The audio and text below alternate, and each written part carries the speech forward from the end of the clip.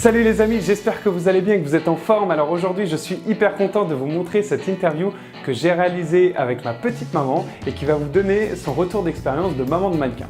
Donc si jamais vous avez des parents qui sont réticents pour que vous fassiez du mannequinat, cette interview est faite pour vous. Juste avant de commencer, si vous voulez devenir mannequin, j'ai créé une série de 3 vidéos de formation totalement gratuites que vous pouvez télécharger juste en dessous de cette vidéo dans la description.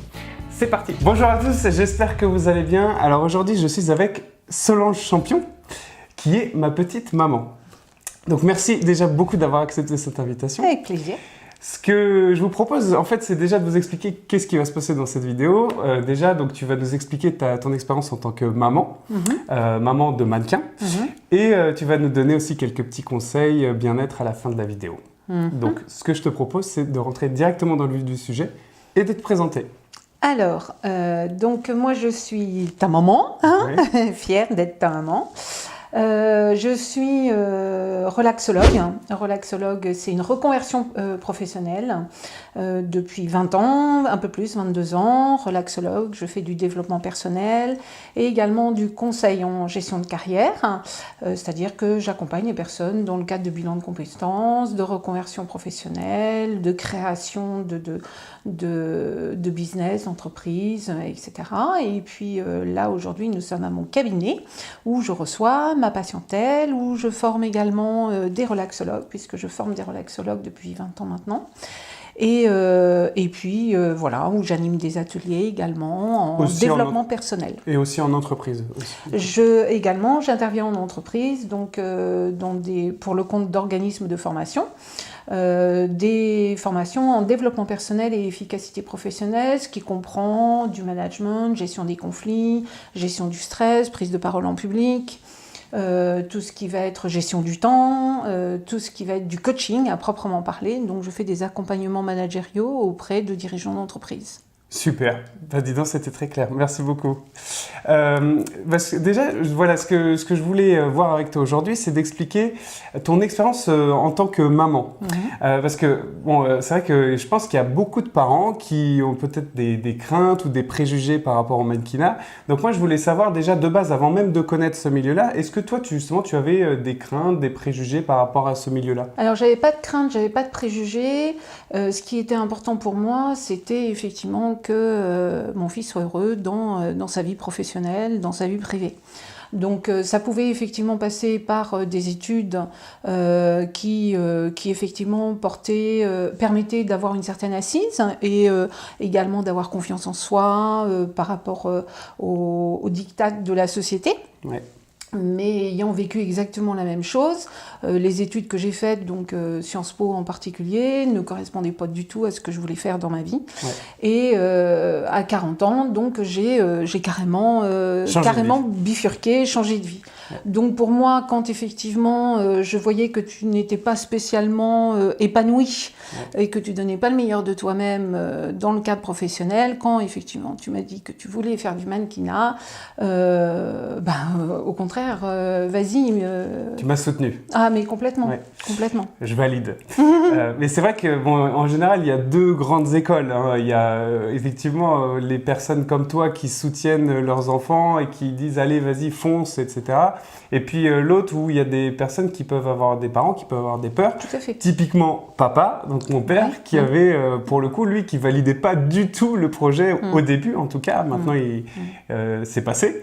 Donc voilà, c'est vraiment important d'avoir en tête ces 2 façons de fonctionner. Et pour moi, c'était pas évident aussi.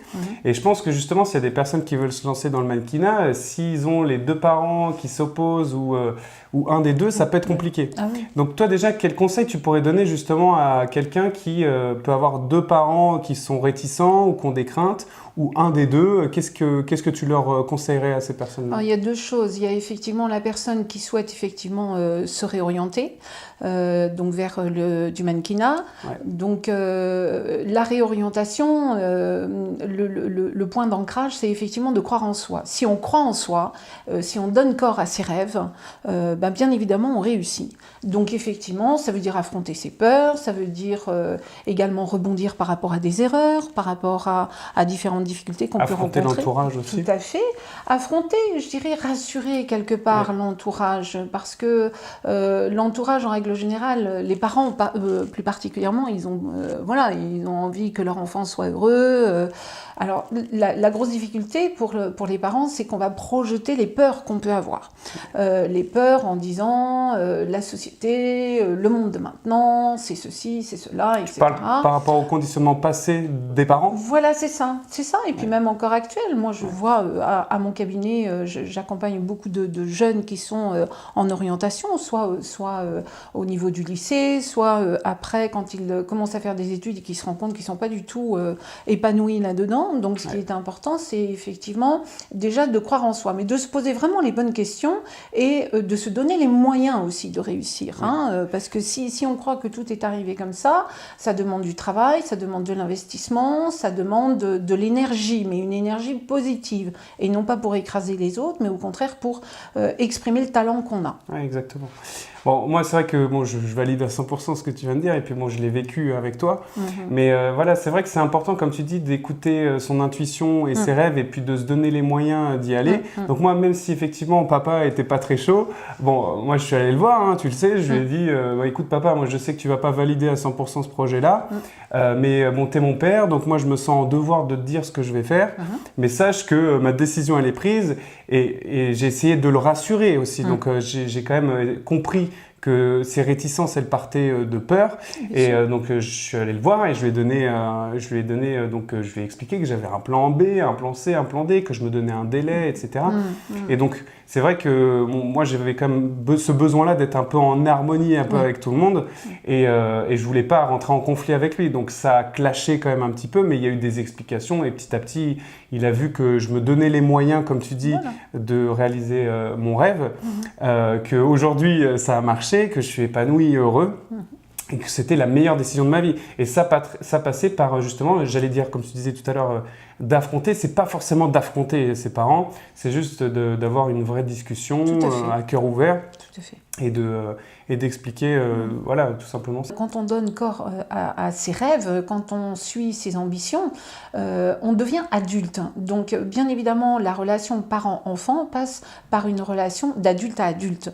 Et quel que soit l'âge, de toute façon. Donc, ce qui me semble vraiment pertinent par rapport à ce que tu dis, c'est effectivement de se positionner en tant qu'adulte vis-à-vis des parents. On a des peurs, chacun a des peurs. En attendant, c'est à chacun d'entre nous de les affronter et de les transformer. Et puis d'être responsable de sa vie et de le montrer à ses parents. Donc effectivement, moi le fait d'avoir pris cette décision, rien que le fait d'avoir pris cette décision sans même atteindre l'objectif de devenir mannequin, rien que ça, je me suis développé et je me suis affirmé en fait. Bien sûr. Donc ça c'est très difficile parce que il n'y avait pas que l'entourage, parents, il y avait certains potes aussi qui validaient pas forcément, qui me soutenaient pas. Le schéma classique des gens autour de nous, j'étais un peu un alien, donc tout le monde ne fait pas ça. Mais encore une fois, de plus en plus on le fait, donc je suis loin d'être le seul d'avoir fait ça.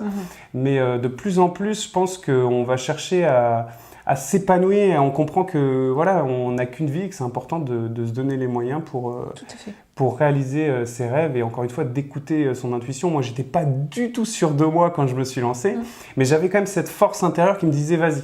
Et donc c'est ça, je pense, la force qui m'a aidé, c'est que j'ai écouté cette petite voix intérieure qui m'a dit vas-y, fonce quoi. Oui, et puis bon, ça t'a demandé de cheminer, de t'investir. J'ai fait des erreurs. Oui, et puis de cheminer d'un point de vue hygiène de vie, d'un point de vue sport, d'un point de vue confiance en soi, d'un point de vue présentation, et puis d'un point de vue marketing à proprement parler, pour vivre de ton rêve. Oui, exactement. Et c'est vrai que, comme tu le dis, j'ai vu mon métier comme justement du marketing. Pour moi, c'est un vrai boulot. Et c'est vrai que je me suis donné les moyens pour que ça soit un vrai boulot et que je puisse en vivre, voyager et gagner de l'argent. Voilà. Et puis voilà, c'était un rêve, mais le but c'était d'en vivre, que ça soit vraiment mon métier, quoi. Bien sûr. Quel conseil tu pourrais donner justement à des parents qui, eux, ont peur? Tu as expliqué un tout petit peu tout à l'heure d'essayer de comprendre que ces peurs, elles sont peut-être dues à un conditionnement ou à justement ce contexte global aujourd'hui, au schéma des gens classiques. Qu'est-ce que tu pourrais leur dire justement s'il y a justement des parents qui ont des enfants qui sont venus les voir, qui ont dit papa je veux être mannequin et qui disent non moi j'ai peur, ou je valide pas ce projet-là, et puis qui ont peut-être des préjugés. Toi qu'est-ce que tu dirais à ces parents-là pour les rassurer et puis pour les laisser leurs enfants réaliser leur rêve de devenir mannequin? Qu'est-ce que tu leur dirais? Je dirais déjà, si vous, en tant que parent, vous croyez en votre enfant, que ce soit fille ou garçon, peu importe, hein, si vous croyez en eux, déjà c'est le meilleur carburant que vous puissiez leur donner. Et il faut croire en ces enfants, je pense. Il faut, c'est pas il faut, c'est vraiment une conviction profonde, c'est croire en eux, c'est croire en leur capacité de réussir leur vie, indépendamment des schémas traditionnels ou indépendamment de ce qu'il est correctement, acceptable pour la plupart des gens. Ouais. Non, c'est important de croire que ce soit le talent de mannequin, que ce soit le talent d'un artiste, peu importe. Ce qui est important, c'est que vraiment vous, en tant que parent, votre mission, c'est de toute façon rendre votre enfant libre, indépendant, qu'il puisse aller dans sa direction, même si c'est pas celle que vous validez. Et adulte, libre et adulte, oui. Non, ça, c'est responsable. Ouais.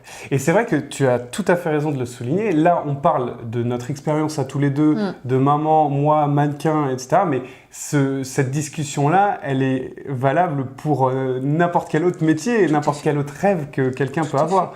Donc là, c'est d'une manière générale. Nous, on prend cet exemple-là parce que c'est ce qu'on a vécu, mais c'est applicable à plein d'autres choses.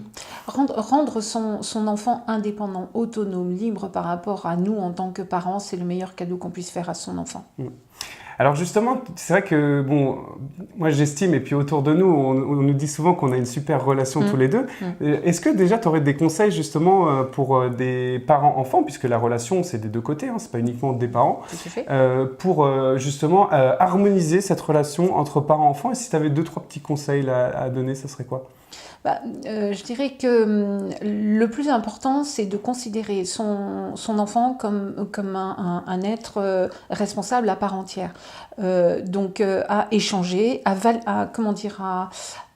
pouvoir échanger sur des thèmes et des critiques qu'on peut avoir, hein, sans pour autant le prendre pour des jugements personnels, mais en attendant effectivement de pouvoir écouter les remarques de part et d'autre. Hein, ça passe par le dialogue, comme tu dis. Que ce soit des observations par rapport à des remarques que j'ai pu faire, et à l'inverse de l'autre côté par rapport à toi vis-à-vis de moi.